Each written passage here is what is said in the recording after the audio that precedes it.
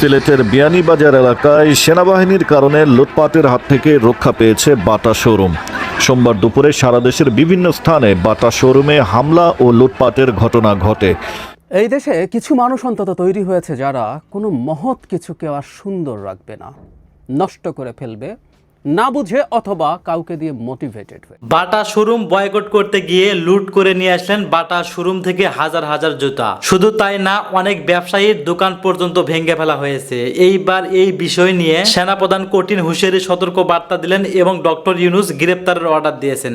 আসলে মূলত এগুলো কাজ কে বা কারা করতেছে? অনেকেই বলতেছে এগুলো কাজ করতেছে আওয়ামী লীগেরা, আবার অনেকেই বলতেছে এগুলো করতেছে বিএনপিরা। এইবার এই বিষয় নিয়ে আমরা পর্যালোচনা এবং তদন্ত করে বেশ কয়েকটি খুবই গুরুত্বপূর্ণ তথ্য এবং ভিডিও ফুটেজ পাই, যা আজকের ভিডিওতে সেগুলোই এক এক করে ধারাবাহিক তুলে ধরা হবে। যদিও আজকের ভিডিওটা কিছুটা লং হতে পারে, তবে আজকের ভিডিওতে জানতে পারবেন বাটা শোরুম লুটপাট নিয়ে ডক্টর ইউনূস ও সেনাপ্রধান ওয়াকারুজ্জামানের এমন কিছু অজানা গুরুত্বপূর্ণ গোপন তথ্য, যা জানলে আপনিও ইতিমধ্যে অবাক হতে বাধ্য। সেই সাথে আরো জানতে পারবেন বর্তমান বাংলাদেশের রাজনীতির প্রেক্ষাপট আসলে কোন দিকে যাচ্ছে। বন্ধুরা চলুন ভিডিওতে আজকে আর বেশি কথা বাড়াবো না, সরাসরি আজকে আমরা চলে যাব মূল ভিডিওতে। এই দেশে কিছু মানুষ অন্তত তৈরি হয়েছে যারা কোনো মহৎ কিছুকে আর সুন্দর রাখবে না, নষ্ট করে ফেলবে, না বুঝে অথবা কাউকে দিয়ে মোটিভেটেড হয়ে। Could be anything. আমি গতকাল বাংলাদেশে প্যালেস্টাইনিদের সমর্থনে যেসব বিক্ষোভ হয়েছে, মিছিল হয়েছে, সেখান থেকে যে বহু সংখ্যাটা এক দুইও না, একটা হওয়া উচিত হয়নি, কিন্তু বেশ কিছু হয়েছে, সেটার কথা বলছি। সারা পৃথিবী গতকাল এই মানুষগুলোর প্রতি, প্যালেস্টাইনের মানুষের প্রতি সহমর্মিতা জানিয়ে নানা রকম কর্মসূচিতে মাঠে নেমেছে, তারা অবস্থান করেছে, তারা মিছিল করেছে। সারা পৃথিবীতে এই ঘটনা ঘটেছে এবং আমরা সেটার প্রতি সলিডারিটি দেখিয়েছি।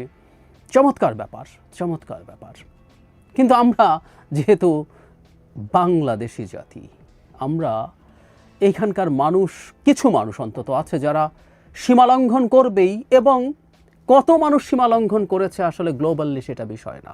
এই সীমালঙ্ঘন হয়েছে, এটা ইটসেলফ একটা খুব বাজে বার্তা আমাদেরকে নিয়ে দেয়। গতকাল অনেকগুলো ঘটনা ঘটেছে, আপনারা দেখেছেন। ইসরায়েলের সাথে জড়িত এই অভিযোগে ভাঙচুর হয়েছে অনেকগুলো জায়গায়, অনেকগুলো দোকানে, এবং ঘটনাচক্রে একই ব্র্যান্ড আক্রান্ত হয়েছে। সেই জায়গায় আসব। শুধু সেটা না, আমেরিকান এম্বাসিকে টার্গেট করে জনগণ গেছে এবং সেখানে আমাদের নিরাপত্তা ব্যবস্থা যথেষ্ট ছিল, সেটা ফাইন।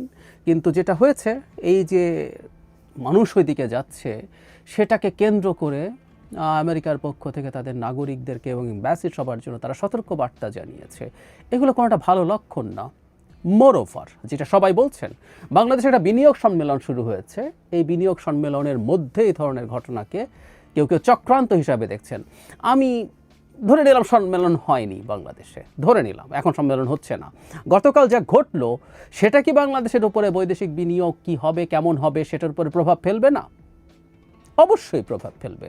এবং বিনিয়োগ সম্মেলন নিয়েও আলাদাভাবে একটু কথা বলবো হয়তো, এই সম্মেলনগুলো আসলে আউটকাম কি হবে, কিন্তু কিছুটা হলেও প্রভাব পড়বে তো, একটু বেশি, এতে কোনো সন্দেহ নেই।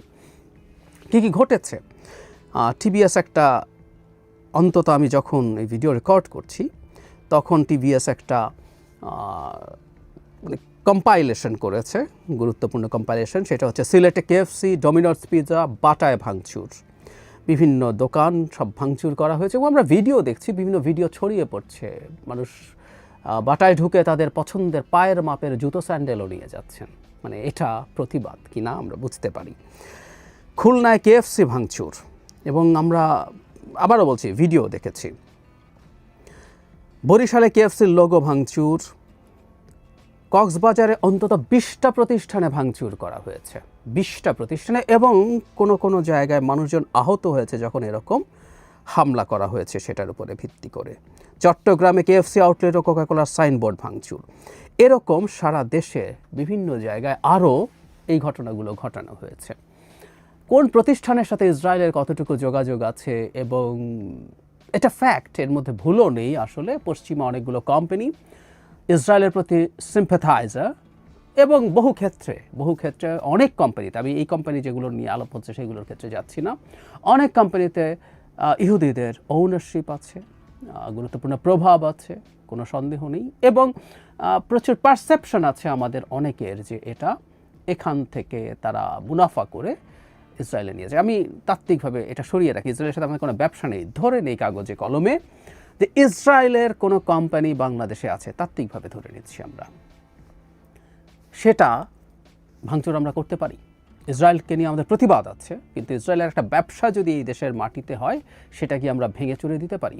বা ইসরায়েলের না, আমরা যদি শতভাগ নিশ্চিত থাকি যে আমেরিকান বা ইউরোপিয়ান কোনো ব্র্যান্ড কোনো ইসরায়েলি প্রতিষ্ঠানের মালিকানায় আছে এবং সেটার কোনো আউটলেট বাংলাদেশে আছে, যদি সরাসরি সেটা জেনেও থাকি, আমরা সেটা ভাঙচুর করতে পারি, ভেঙে দিতে পারি? কোনোভাবেই পারি না। আসলে ঘটনা যেটা হয়েছে, আমাদের এই ধরনের পরিস্থিতি তৈরি হতে পারে এটা সরকারের বোঝা উচিত ছিল, এবং আমি এই যে আজ যা ঘটলো এটার পেছনে সরকারের বড় দায় আছে বলে আমি মনে করি। প্রথম কথা হচ্ছে সরকার সতর্ক ছিল না। বাংলাদেশের সারা দেশে যখন এই ধরনের পরিস্থিতি তৈরি হবে, এখানে কি কি ঘটতে পারে এটা তো অনুমান করা যাচ্ছিল। গতকালই অনেকেই ফেসবুকে সতর্কতামূলক পোস্ট দিয়েছেন যে সরকারের সতর্কতা জরুরি। সাধারণ সেন্সিবল মানুষ আমরাও তাই মনে করেছি, কিন্তু না, সেই পরিমাণ সতর্কতা হলো না। এটা একটা দুটো না, অনেকগুলো জেলায় অনেকগুলো জায়গায় এই ঘটনা ঘটেছে।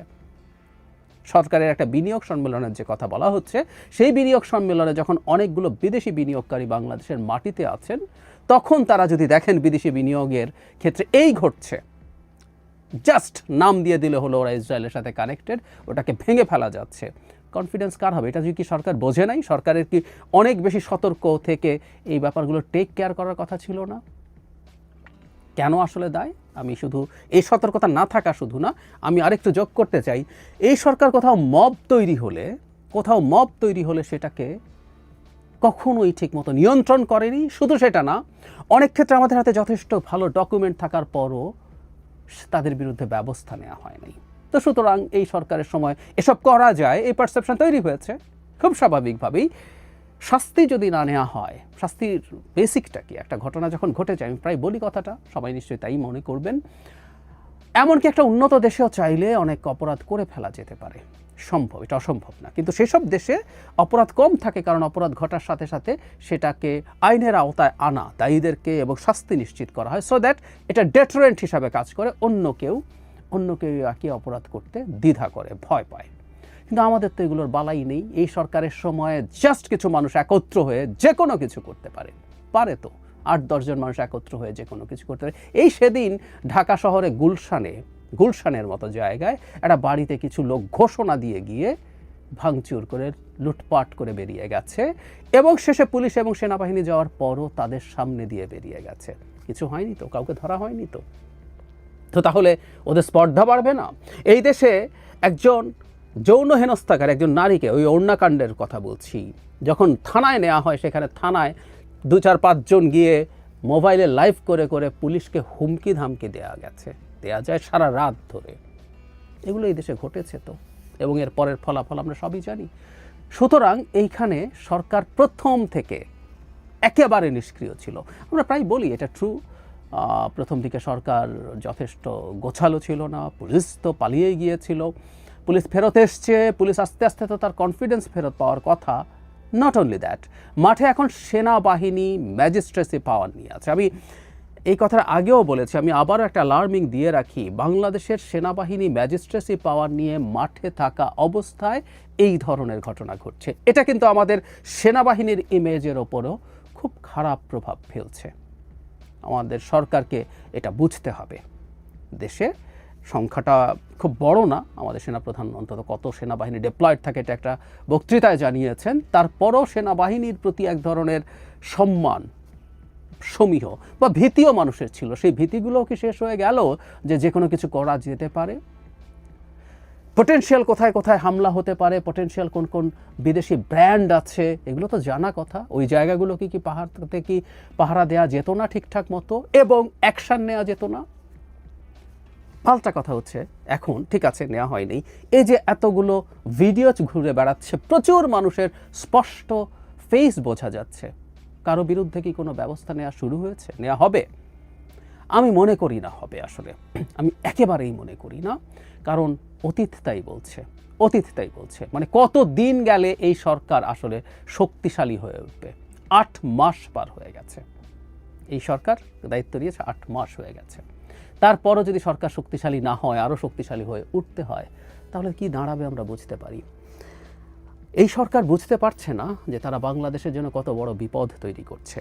সেটা হলো তারা নিজেরা বিপদে তো পড়ছেই এবং আমাদের জন্য বিপদ তৈরি হচ্ছে। এই যে ব্র্যান্ডিংগুলো তৈরি হচ্ছে, এই যে আমাদের গায়ে এই তকমাগুলো গায়ে লাগছে, এবং আমি দেখলাম কোথাও কোথাও সেই কালো বা সাদা পতাকা, কালেমা লেখা পতাকা, সেগুলো নিয়েও হানাহানি হয়েছে রীতিমতো। ঢাকা ইউনিভার্সিটিতে বাধা দেওয়ার চেষ্টা করা হয়েছে, সেখানে মারামারি হয়েছে, এই ধরনের পরিস্থিতিও তৈরি হয়েছে। এগুলো কেন হয়, কোথায় হয়, কারা করে, এগুলো বোঝা তো সরকারের উচিত ছিল, এবং এগুলো নিয়ে অনেক আগে থেকেই সরকারের ব্যবস্থা নেওয়া দরকার ছিল, কিন্তু না, কিছুই হয়নি। আর আমরা প্রায় একটা কথা বলি, সরকারকে এটা বুঝতে হবে, এই যে আওয়ামী লীগ এখন এই যে গতকাল বা পরশুই তারা একটা মোটামুটি দিনে দুপুরে একটা মিছিল করেছে আগের চাইতে আরও শক্তিশালী অ্যাটিটিউড নিয়ে। আওয়ামী লীগ মাঠে নামছে এবং এই ধরনের একটা গোলযোগের পরিস্থিতি হলে আওয়ামী লীগ নেমে এখানে যে কোনো রকম স্যাবোটাজ করার জন্য বসে থাকবে, এই সরকারকে বিপদে ফেলার জন্য চেষ্টা করবে, এই দেশকে বিপদে ফেলার জন্য চেষ্টা করবে। এটা কি আমরা বুঝি না? সরকার বোঝে না কেন তাহলে? সরকারের মধ্যে সেই সিরিয়াসনেস নেই কেন? সেটা ঠেকানোর ক্ষেত্রে হোক, প্রিভেনশনের ক্ষেত্রে হোক, কিংবা ঘটনা ঘটে যাওয়ার পর সেটাকে আইনের আওতায় আনার ক্ষেত্রে হোক। আমি প্রায় সন্দেহ করছি সরকার এই গোষ্ঠীটাকে আসলে ছাড় দিয়ে চলছে, এবং সেটা নিয়ে আমার একটা হাইপোথেসিস আছে, সেটা আমি আগেও বলেছি, এবং আমি সেই হাইপোথেসিসে শক্তই আছি। সে কারণেই আমি মনে করি এ ধরনের ঘটনার তেমন কোনো কিছু বিচার বা আইনি ব্যবস্থা তেমন কিছু হবে না, এবং না হওয়া মানে হচ্ছে আবারও কোনো একটা বাহানায় একই রকম ঘটনা ঘটার সম্ভাবনা থাকবে। বিএনপি বুঝে গেছে যে বিএনপিকে মূল্যায়ন করার দিন শেষ, এবং আগামী জুন জুলাইতে দেখবেন যে বিএনপির ভ্যালু একেবারে কমে যাচ্ছে। অলরেডি তো দেখছেন যে পুলিশের কাছে বিএনপির মূল্যায়ন এখন আর আগের মতো নেই, আস্তে আস্তে কমে যাবে। আদালতে আছে, অ্যাটর্নি জেনারেল পদটা দখল করেছেন, এগুলো আস্তে আস্তে থাকবে না। অ্যাটর্নি জেনারেল নিজে তার পদ বাঁচাতে হলেও নিরপেক্ষ আচরণ করতে হবে, বিএনপির দালালি করতে পারবেন না। দর্শক, বিএনপি বুঝে ওঠার আগে কিন্তু ঘটনা ঘটে গেছে। বিএনপি ভেবেছিল যে আমরা চাঁদাবাজি করব, কে ঠেকায়, থানা চলে আমাদের কথায়, কিন্তু এখন থানায় তদবির করতে গেলে নাকি বিএনপি নেতাদের ধরে বাঁধে, পিটায় নাকি পুলিশ। পুলিশের কাছে একটু ভাব দেখাতে গেলে নাকি পুলিশ কলার ধরে ছাত্রদল যুবদল নেতাদের থানায় নেয়। আবার ইউনিয়ন ছাত্রদলের প্রেসিডেন্টকে নাকি পা থেকে মাথা পর্যন্ত পিটায়, যদিও এই পেটানোর বিরুদ্ধে আমি এর প্রতিবাদ করেছি। এবং বিএনপি এত উচ্চবাচ্য কথাবার্তা বলছে সরকারের বিরুদ্ধে, সংস্কার বিরুদ্ধে, হুমকি দিচ্ছে যে না এই সংস্কার মানি না, আলী রিয়াজ আবার কে, তিনি বাংলাদেশের নাগরিক না, তার সংস্কার আমরা মানব না, আমরা ক্ষমতায় এসে এই সংস্কার আবার পরিবর্তন করে ফেলবো, নানান হুমকি দামকি দিচ্ছে। কিন্তু সরকার বলছে না না আমরা কোনো চাপই নেই, ওগুলো কিছু না, ওগুলোকে দামই দেয় না, কোনো ভ্যালু দিচ্ছে না। বিএনপির চাপের কোনো দাম নাই এখন। তারেক রহমান নিজেই দেশে আসতে পারছেন না।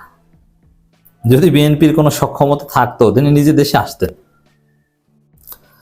বিএনপি এত বোঝায়, বিএনপিকে সামনে পাশে রেখে এনসিপি, বিএনপি যে কথা শুনতে পারে না সেই কথা বলে, জামাত সেই কথা বলে, চরমোনাই সেই কথা বলে। মির্জা আব্বাসকে ক্ষমা চাওয়ার আলটিমেটাম দেয় বিএনপি, যে ক্ষমা চাইতে হবে, বক্তব্য প্রত্যাহার করতে হবে। চরমোনাই, এর মানে কেউ বিএনপিকে আগের মতো গণে না। তো দর্শক, বিএনপির একজন নেতা জয়নুল আবেদিন ফারুকের একটা বক্তব্য, বিএনপিকে অবমূল্যায়ন করার সুযোগ নেই। ফারুক, আচ্ছা এই কথা কখন বলা হয়? আপনি কখন বলবেন যে ভাই আমাকে কিন্তু অবমূল্যায়ন করার সুযোগ নেই? একথা বলা হয় যখন আপনি বুঝতে পারবেন যে না আপনাকে মূল্যায়ন করা হচ্ছে না, আপনাকে কেউ ভ্যালু দিচ্ছে না, তখন আপনি বলবেন যে ভাই এটা কিন্তু ঠিক না, আমাকে অবমূল্যায়ন করা কিন্তু ঠিক না, আমাকে মূল্যায়ন করতে হবে। এই কথা কখন বলেন? যখন আপনি বুঝেন যে আপনাকে মূল্যায়ন করছে না। জয়নুল আবেদিন ফারুক যে বলেছে যে বিএনপিকে অবমূল্যায়ন করার সুযোগ নেই, এটা কেন বলেছে? তিনি দেখছেন যে বিএনপিকে মূল্যায়ন করা দিয়েছে, বিএনপিকে মূল্যায়ন করছে না। এখন মূল্যায়ন হচ্ছে ছাত্র জনতার, জনগণও কেয়ার করছে না, সরকারও বিএনপির চাপকে কোনো চাপই মনে করছে না, পুলিশের কাছেও এখন আগের মতো আর সমর্থন পায় না। এই হচ্ছে অবস্থা দর্শক। তো ঘটনা কিন্তু ঘটে গেছে। সামনে জুন জুলাইয়ের পর আরো দেখবেন যে বিএনপির মূল্যায়ন নেই। আচ্ছা, চাঁদাবাজি করলে যে দলের লোকজন প্রফেশনালি চাঁদাবাজি করে দলীয়ভাবে, যে দলের লোকজন ধর্ষণ করতে গিয়ে বহিষ্কার হয়, ধরা পড়ে, যে দলের লোকজন, নেতারা, পোস্টার লিডাররা ডাকাতি করতে যেয়ে গ্রেপ্তার হয়ে পদ হারান, সে দলের মূল্যায়নের সুযোগ থাকে। যে দলের প্রধান দেশে আসতে পারছেন না, অথচ দেশে আসতে কোনো বাধা নেই, দেশে আসছেন না, সেই দলের মূল্যায়ন থাকে না। নতুন রাজনৈতিক দলগুলোর উদ্দেশ্যে বিএনপি চেয়ারপারসন উপদেষ্টা জয়নুল আবেদিন ফারুক বলেছেন, বিএনপিকে আন্ডার এস্টিমেট বা মূল্যায়ন করার কোনো সুযোগ নেই। মানে আন্ডার এস্টিমেট হচ্ছে বলেই তারা এই কথা বলছে, ভাই আমাকে একটু মূল্যায়ন করেন। যে এই জন্য আমরা বলবো দর্শক, যে বিএনপি আপনারা চাঁদাবাজি, নারী নির্যাতন, ধর্ষণ, ভারতের দালালি, আওয়ামী লীগের দালালি, এগুলো ছেড়ে আসুন, খালেদা জিয়া জিয়াউর রহমানের আদর্শ ধারণ করুন। খালেদা জিয়া জিয়াউর রহমানকে দেশের মানুষ এখন অন্তঃস্থল থেকে মহব্বত করে, রেসপেক্ট করে। আপনারা সম্মান পাবেন, মূল্যায়ন পাবেন। কিন্তু খালেদা জিয়া জীবিত থাকা অবস্থায় তার মুখে লাথি মারবেন, তার বয়ানের বিরুদ্ধে আপনার ভারতীয় শাহবাগী বয়ান এস্টাবলিশ করার চেষ্টা করবেন, জনগণ আপনাদেরকে মূল্যায়ন করবে না। জনগণ মূল্যায়ন না করলে সরকার, পুলিশ, কোথাও আপনারা মূল্যায়ন পাবেন না। বিএনপির লোকজন আমাদেরকে অনেকে বলে, আমাদের সাথে কিন্তু কথা হয় অনেকে, বিএনপিকে যতই আমরা সমালোচনা করি, হাইকমান্ডের অনেকের সাথে কথা হয়, অনেকে বলে যে ভাই এত কেন বলেন, কথা হয়, ভালো সম্পর্ক আছে। ছাত্র দলের বিরুদ্ধে এত বলি, ছাত্র দলের কেন্দ্রীয় অনেক নেতার সাথে সুসম্পর্ক আছে, দেখলে সালাম দেয় বা সুখ দুঃখের কথা বলে, আমরাও বলি, বন্ধুত্বের জায়গা থেকেও বলা হয়। তারা অনেকে বলে যে বা এই সচিবালয়ে বদলি বা এইসব বিভিন্ন ইস্যুতে তারা বলেন যে ভাই বিএনপির কথা এখন তো হয় না, এখন তো জামাতের কথা হয়। বিএনপির অনেক কর্মীও জামাতের কাছে যান যে ভাই একটু সুপারিশ করে দেন। আসলে জামাতের সুপারিশও হয় না, এটা তারা মনে করে যে বিএনপি সুপারিশ হয় না মানে জামাতের সুপারিশ হয়। আসলে জামাতের সুপারিশও হয় না, আর কারো সুপারিশ হোক এটা আমরা চাই না। সরকার চলবে সরকারের মতো, নিয়ম অনুযায়ী। নতুন রাজনৈতিক দলগুলোর উদ্দেশ্যে বিএনপি চেয়ারপারসন উপদেষ্টা জয়নুল আবেদিন ফারুক বলেছেন, বিএনপিকে আন্ডার এস্টিমেট করার কোনো, মানে নতুনদের বাংলাদেশ, আর নতুনরা বিএনপিকে এখন দাম দেয় না, এটা উপলব্ধি করেই বিএনপি এটা বলছে। আর নতুনরা মনে করে যে বিএনপির দিন শেষ, এটা এস্টাবলিশমেন্ট, পুরনো বন্দোবস্ত চলবে না। অর্থাৎ বিএনপি, আপনারা যদি টিকতে চান তাহলে নতুন বন্দোবস্ত নিয়ে আসেন, আর পিওরলি খালেদা জিয়া জিয়াউর রহমান আদর্শ নিয়ে আসেন। ফারুক বলেন, আজকে যারা বড় বড় কথা বলে, সেকেন্ড রিপাবলিক, গণপরিষদ নির্বাচন, কমিশনার, ইউনিয়ন পরিষদের মেম্বারদের নির্বাচনের কথা বলে, তাদেরকে বলে দিতে চাই বাংলাদেশের বিএনপিকে আন্ডার এস্টিমেট করার সুযোগ নেই। আপনারা নিজেরাই তো আন্ডার এস্টিমেটেড হচ্ছেন। তিনি বলেন, হাসিনা মোদির আশ্রয় থেকে ডক্টর ইউনূস সরকারকে অস্থিতিশীল করার প্রচেষ্টা চালাচ্ছে, তাই এই হাসিনার জুজুর ভয় দেখাই না, হাসিনা কিছুই পারছে না, এখন অস্থিতিশীল করার চেষ্টা করছে বিএনপি। অন্তর্বর্তী সরকারের কাছে আমাদের অনুরোধ থাকবে, আপনাদের সমালোচনা হবে, আলোচনা হবে, কিন্তু আপনারা মনোবল হারাবেন না। এটা ওই দুধের কি বলে, কুমিরের মায়া কান্নার মতো, এটা না। আসলে বিএনপি এখন ডক্টর ইউনূস সরকারের পতন চায়, আর বিএনপির হুমকি দামকিতে ডক্টর ইউনূস ভয় পান না। আমরা আপনাকে সমর্থন দিচ্ছি এবং দিয়ে যাব। তারেক রহমান স্পষ্টভাবে বলে দিয়েছেন, আপনারা হারলে বাংলাদেশ হেরে যাবে, জাতীয়তাবাদী শক্তি। এটা ভুয়া কথা। বিএনপি মনে প্রাণে চায় ডক্টর ইউনূস সরকার হারুক, পরাজিত হোক, ব্যর্থ হোক। অন্তর্বর্তীকালীন সরকারকে উদ্দেশ্য করে ফারুক বলেন, আপনাদের আশেপাশের কিছু লোক আপনাদের নিরাশ করার পরিকল্পনা করছে, এদেরকে সতর্ক করে দেন অথবা বের করে দেন। নির্বাচন বানচাল করার জন্য যারা ষড়যন্ত্র করছে, তাদের সেই ষড়যন্ত্র রুখে দিতে হলে আমাদের ঐক্য থাকতে হবে, বন্ধুত্বপূর্ণ সম্পর্ক রাখতে হবে। এখন এটা যদি আসলে আপনাদের উপলব্ধি হয় তাহলে ঠিক আছে। যাই হোক দর্শক, বিএনপির এই উপলব্ধিটা অ্যাটলিস্ট হয়েছে বলে আমার মনে হয়েছে ফারুক সাহেবের এই বক্তব্যের মধ্য দিয়ে। বিএনপি জানে তাদেরকে মূল্যায়ন করা হচ্ছে না, অতএব বিএনপি যে কতটা কঠিন পরিস্থিতিতে আছে, নাজুক পরিস্থিতিতে আছে, আপনারা আশা করি বুঝতে পারছেন। আসসালামু আলাইকুম রহমতুল্লাহি ওয়া বারাকাতুহু। সম্মানিত দর্শক, জাতীয় নির্বাচন কবে হচ্ছে? ডিসেম্বরে নাকি জুনে?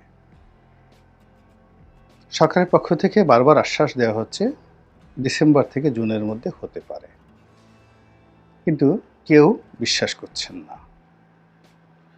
দেশের যারা প্রাজ্ঞ রাজনীতিবিদ রয়েছেন, যারা এখন আর রাজনীতি করেন না, কিংবা প্রথিতযশা সাংবাদিক রয়েছেন, 30 বছর 40 বছর সাংবাদিকতা করেছেন, খুব বিখ্যাত দেশে এবং বিদেশে। তো এরকম অনেকে তাদের যে সামাজিক যোগাযোগ মাধ্যম, তারা সবাই বলার চেষ্টা করছেন যে 2028 সনের আগে কোনো নির্বাচন হচ্ছে না। এমনকি একজন ইউটিউবার আছেন, খুব নামকরা ইউটিউবার আছেন, তার নাম হলো মিস্টার বনি আমিন। তো তিনি একেবারে রীতিমতো চ্যালেঞ্জ দিয়েছেন যে যদি 2028 সনের আগে নির্বাচন হয় তাহলে আমি বনি আমিন আমার বেঁচে থাকার কোনো অধিকার নাই। মানে তিনি চ্যালেঞ্জ দিয়েছেন যে যদি 2028 সনের আগে নির্বাচন হয় তাহলে আমি আত্মহত্যা করব, আমি মরে যাব, বা এর আগে আমার মরে যাওয়া উচিত। তো এরকম কথাবার্তা সবাই বলার চেষ্টা করছেন। আমি অত বড় মানুষ নই, কিন্তু সেই আগস্ট মাসের একেবারে 10-15 তারিখ থেকেই 10 তারিখ থেকেই আমার কাছে মনে হয়েছে যে কোনো অবস্থাতেই এই 2025 সনের ডিসেম্বর অথবা 26 সনের জুনের মধ্যে নির্বাচন হবে না। কিছুদিন আগে বিএনপি নেতা জনাব গয়েশ্বর রায়, তার স্ত্রীর যে শেষকৃত্য অনুষ্ঠান, সেখানে আমি সপরিবারে গিয়েছিলাম। তো সেখানে একান্ত একটা ঘরোয়া বৈঠক, আমি ছিলাম, আব্দুল আল মিন্টু সাহেব ছিলেন, সালাউদ্দিন সাহেব ছিলেন, গয়েশ্বর রায় ছিলেন, মির্জা ফখরুল সাহেব ছিলেন, তারপরে আলাল সাহেব ছিলেন। একেবারে ক্লোজ ডোর মিটিং, এই কজনই আমরা একেবারে দরজা বন্ধ করে আলাপ আলোচনা করছিলাম। এটা আজ থেকে ধরেন মাস 3 আগের ঘটনা। আমার স্ত্রীও ছিল সেখানে, আমার মেয়েও ছিল সেখানে। তো অনেকক্ষণ, প্রায় ঘণ্টাখানেক আমরা সেই রুমের মধ্যে গল্পগুজব করছিলাম। কিন্তু সেখানে সবাই জিজ্ঞাসা করছিলেন, আব্দুল আল মিন্টু সাহেব বললেন যে রনি ভাই কি হবে আমাদের। আমি এমনি দুষ্টামি করে বললাম যে মিন্টু ভাই হয়তো আপনাদেরকে আবার পালানো লাগতে পারে। তো তিনি বুদ্ধিমান মানুষ, তিনি আর এটা নিয়ে কোনো বিতর্ক করলেন না। তারপর অন্যান্য যারা আছে আমরা আলাপ আলোচনা করতেছিলাম রাজনীতি নিয়ে, কিন্তু সালাউদ্দিন সাহেব যিনি আছেন তিনি বেশ দৃঢ়তার সঙ্গে বললেন যে লিখে রাখেন, ডিসেম্বর মাসেই নির্বাচন হতে হবে, এবং জাতীয় নির্বাচনের আগে যাকে বলা হয় স্থানীয় কোনো নির্বাচন হচ্ছে না। তো যাই হোক, আমি ভদ্রলোকের সঙ্গে কোনো বিতর্কে গেলাম না, কথাও বললাম না। আমি বললাম যে আচ্ছা ঠিক আছে, দেখা যাক, লেটস সি। কিন্তু দেখুন এই 3 মাসের মধ্যে পুরো পরিস্থিতি এমন অবস্থা হয়ে গেছে যে আমি সালাউদ্দিন সাহেবের সেদিনের যে বক্তব্য এবং তার কণ্ঠের যে দৃঢ়তা, এটি আমি এখন দেখছি না। এখনও তিনি ডিসেম্বর মাসে নির্বাচন করার ব্যাপারে দৃঢ় প্রতিজ্ঞ এবং সরকার কাছ থেকে আদায় করার ব্যাপারে তিনি দৃঢ় প্রতিজ্ঞ, কিন্তু তিনি সেটি পারবেন এবং সরকার সেটা করবে, এটি 1% যে অ্যাসুরেন্স, এটি তার পক্ষ থেকে বোঝা যাচ্ছে না। এই গেল এক। 2 নম্বরে যেটি হচ্ছে সেটি হলো এখন বিএনপির বেশিরভাগ নেতা তারা পরিকল্পনা করছেন, এবং ডেইলি স্টারে আজকে আমি যে ভিডিওটা করছি, আজকে ডেইলি স্টারের খবর হলো বিএনপি নির্বাচনের ডিসেম্বরের মধ্যে করার জন্য, দাবি আদায়ের জন্য রাস্তায় নামবে। এবং আমি আরেকটা বক্তব্য দেখলাম জনাব গয়েশ্বর রায়ের, তিনি বেশ চমৎকারভাবে বললেন যে আমরা গত 15টি বছর ধরে শেখ হাসিনার সর্বোচ্চ জুলুম এবং অত্যাচার সহ্য করে এখন পর্যন্ত টিকে আছি। তো যেখানে শেখ হাসিনা আমাদেরকে এত অত্যাচার করে নির্মূল করতে পারেননি, সেখানে একটা অরাজনৈতিক সরকার, যার কোনো রাজনৈতিক ভিত্তি নেই, সংগঠন নেই, তারা আমাদেরকে কি নির্যাতন করবে, কতটা নির্যাতন করবে। অত্যন্ত গুরুত্বপূর্ণ এবং তাৎপর্যপূর্ণ কথা। তিনি খুব প্রাজ্ঞ নেতা এবং ইশারাই কাফি। তার এই বক্তব্যের মধ্যেই যে জিনিসটি বোঝা যায় সেটি হলো যে আমরা যদি আন্দোলনে নামি, রাজপথে নামি, দাবি আদায়ের জন্য নামি, তাহলে সরকার ক্ষমতায় থাকতে পারবে না। কিন্তু বিএনপি আসলে ইলেকশন চাচ্ছে, কিন্তু এই মুহূর্তে সরকারের যে পতন, এটা কিন্তু বিএনপি চাচ্ছে না। এটা শিওর যে বিএনপি ডিসেম্বরের মধ্যে নির্বাচন চাচ্ছে। এর কারণ হলো যদি যৌক্তিকভাবে আপনি দেখেন, এর বিকল্প বিএনপির হাতে নেই। দিন যত যাচ্ছে ততই বিএনপি জটিল থেকে জটিলতর অবস্থার মধ্যে পড়ছে। বিভিন্ন এলাকাতে মারামারি কাটাকাটি হচ্ছে, অনেক বদনাম হচ্ছে, দুর্নাম হচ্ছে। আর বিএনপির এই মুহূর্তে যারা প্রতিপক্ষ রয়েছে, রাজনৈতিকভাবে প্রতিপক্ষ তারা শক্তিশালী হচ্ছে, এমনকি আওয়ামী লীগের ফিরে আসার পথ উন্মুক্ত হচ্ছে। এবং ডক্টর মোহাম্মদ ইউনূস তিনি না চাইলেও তার সঙ্গে সাথীদের প্রলোভনে বা প্ররোচনায় তিনি আরও দীর্ঘদিন ক্ষমতায় থাকবেন, এরকম একটা পরিবেশ বা পরিস্থিতি তৈরি হয়ে গেছে। তো কাজেই এই সার্বিক অবস্থা বিচার করে, বিশ্লেষণ করে বিএনপিকে ডিসেম্বরের মধ্যে একটা নির্বাচন চাইতেই হবে। আবার সরকার যে অবস্থার মধ্যে এখন পৌঁছে গেছে, এই কারণ হলো এই সরকার এখন অবস্থার দৃষ্টি মনে হচ্ছে যে এটি কোনো সাডেন সরকার নয়, এর পেছনে বিভিন্ন মানুষের বিনিয়োগ আছে, বিভিন্ন মানুষের ডিজায়ার আছে, অনেক মানুষের দীর্ঘদিনের কর্ম রয়েছে, অনেক মানুষের প্ল্যান রয়েছে, পরিকল্পনা রয়েছে। এখানে বহু পক্ষের অংশগ্রহণ আছে, বহু পক্ষের হাত আছে, বহু পক্ষের যাকে বলা হয় এখানে বিনিয়োগ রয়েছে। এমন ধরুন হঠাৎ করে আপনি একজন উপদেষ্টা হয়ে গেলেন, আমি নাম বললাম না, যার সঙ্গে ডক্টর মোহাম্মদ ইউনূসের কখনো পরিচয় ছিল না, কিন্তু হয়ে গেছেন। নিঃসন্দেহে এখানে তৃতীয় পক্ষ, চতুর্থ পক্ষ, পঞ্চম পক্ষ এখানে কাজ করেছে। কোনো একজন বিশেষ সহকারী হয়ে গেছেন, যার সঙ্গে ডক্টর ইউনূসের কোনো সম্পর্ক ছিল না, কিন্তু হয়ে গেছেন। তার সঙ্গে এরকম বিভিন্ন পক্ষের যোগাযোগ আছে।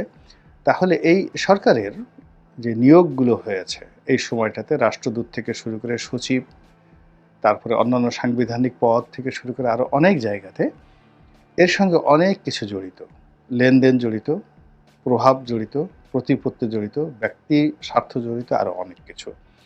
এই সকল স্বার্থকে অস্বীকার করে ডক্টর মোহাম্মদ ইউনূস যদি এককভাবে চানও ডিসেম্বর মাসে নির্বাচন দেবেন, এটা তিনি পারবেন না। তাকে তার লোকদের, প্রিয়জনদের, আপনজনদের কথা শুনতে হবে। ২ নম্বর হলো যে তার মধ্যে এখন সেফ রিটার্ন বা সেফ এক্সিট এই আতঙ্কটা কাজ করছে।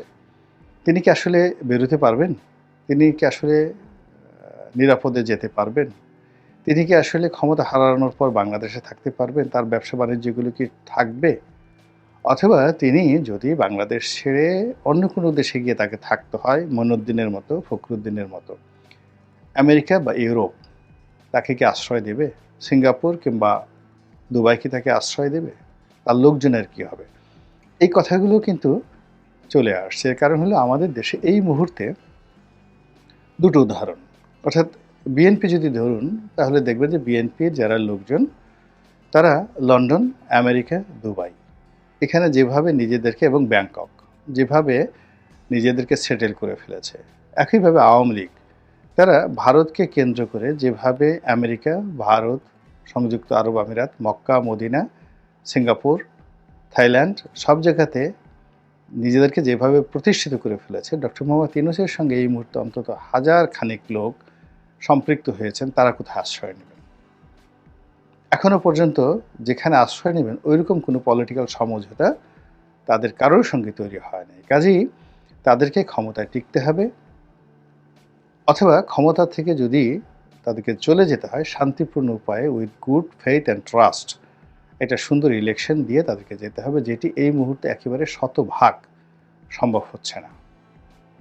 মানে শতভাগ নয়, মানে 1 ভাগও সম্ভাবনা নেই এরকম একটা সুন্দর ইলেকশনের। ফলে এখানে সংঘাত অনিবার্য হয়ে পড়েছে।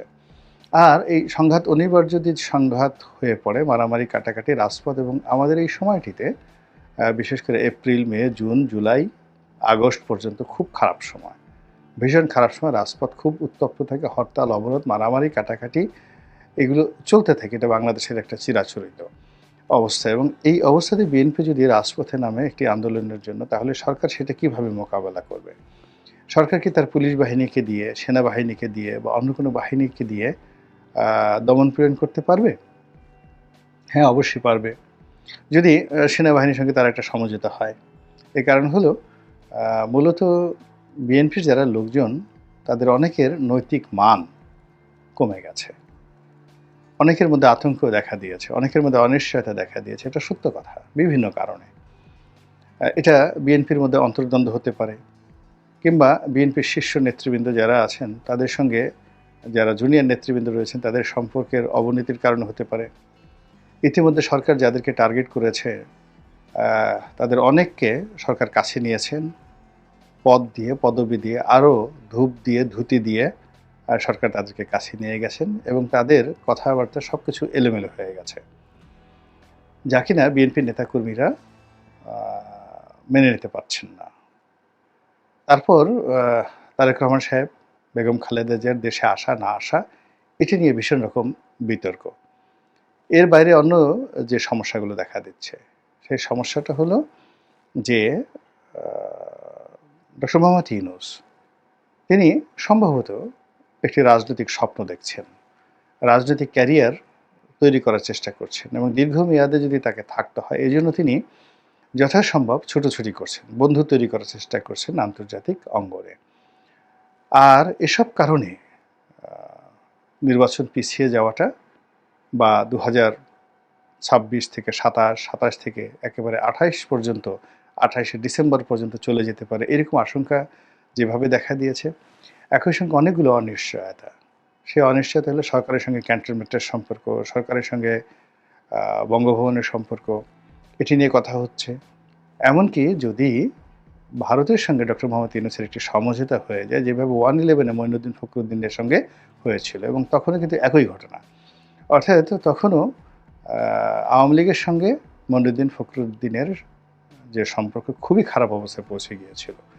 প্রথমে আওয়ামী লীগ খুশি হয়েছিল 111 আসার পরে, কিন্তু পরবর্তীতে দেখা গেল যে বিএনপিকে দমন করার পরে আওয়ামী লীগের উপর যে স্টিম রোলারটা, এটা বিএনপির উপর যা চালানো হয়েছিল তার দ্বিগুণ আওয়ামী লীগের উপর চালানো হলো। কিন্তু ভারতের মধ্যস্থতায় আবার সেই আওয়ামী লীগের কাছেই 111-এর মঈনুদ্দিন ফখরুদ্দিন কিন্তু ক্ষমতা হস্তান্তর করেছিলেন। তো এখানে বিএনপির যে ভয় যে নরেন্দ্র মোদী যেভাবে ভারতের দিকে ঝুঁকছেন, যেভাবে মানে ডক্টর মোহাম্মদ ইউনূস যেভাবে নরেন্দ্র মোদীর দিকে ঝুঁকছেন কিংবা ভারতের সঙ্গে সম্পর্ক স্থাপন করার চেষ্টা করছেন, এবং তিনি শুরুতে যেভাবে একটি ভারত বিরোধী মনোভাব তিনি লালন করার চেষ্টা করছিলেন, সেই জায়গা থেকে তিনি সরে এসেছেন। তো তিনি যদি সরে আসেন, ভারতের সাথে যদি তার সম্পর্ক হয়, ভারত তো তাকে বিএনপিকে ক্ষমতায় বসানোর জন্য সুপারিশ করবে না। ভারত অবশ্যই আওয়ামী লীগকে একটা স্পেস দেওয়ার জন্য, শেখ হাসিনাকে একটা স্পেস দেওয়ার জন্য তারা চাপ প্রয়োগ করবে এবং শেখ হাসিনাকে বাধ্য করবে মঈনুদ্দিন ফখরুদ্দিনকে যেভাবে একটা সেফ এক্সিট দেওয়া হয়েছিল, এভাবে ডক্টর মোহাম্মদ ইউনূস সাহেবকে একটা সেফ এক্সিট দেওয়ার চেষ্টা করা হবে এবং দেওয়া হবে। এবং এই সমঝোতাটা যদি হয়ে যায়, তাহলে সেক্ষেত্রে আবার যদি আওয়ামী লীগ ক্ষমতায় আসে, তাহলে বিএনপির পার্মানেন্টলি কপাল পড়বে। এর কারণ হলো ইতিমধ্যে রাজনীতির যে চাণক্য নীতি, সেই চাণক্য নীতি প্রয়োগ করে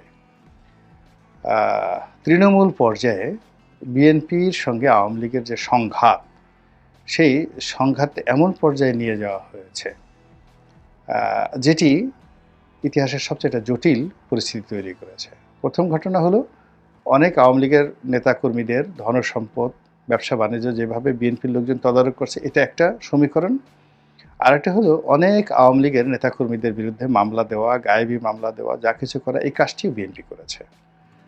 ফলে বিএনপি মারামারি লাগবে, আওয়ামী লীগ দূর থেকে তালি দেবে, এই অবস্থা।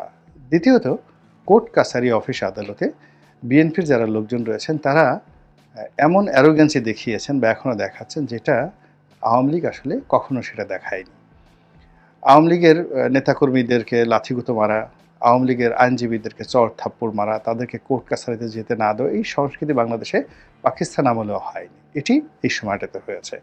তো কাজেই যদি ভারতের মধ্যস্থতায় ডক্টর মোহাম্মদ ইউনূসকে একটা সেফ এক্সিট দিয়ে সামনে একটা নির্বাচন আসে, এবং সেই নির্বাচনে এখন যে পরিবেশ হয়েছে, একটা ফেয়ার ইলেকশন দিলে আওয়ামী লীগ 200-র চেয়ে বেশি সিট পেয়ে যাবে, তখন বিএনপির অবস্থা কী হবে, তো এটা বিএনপি বুঝতে পারে।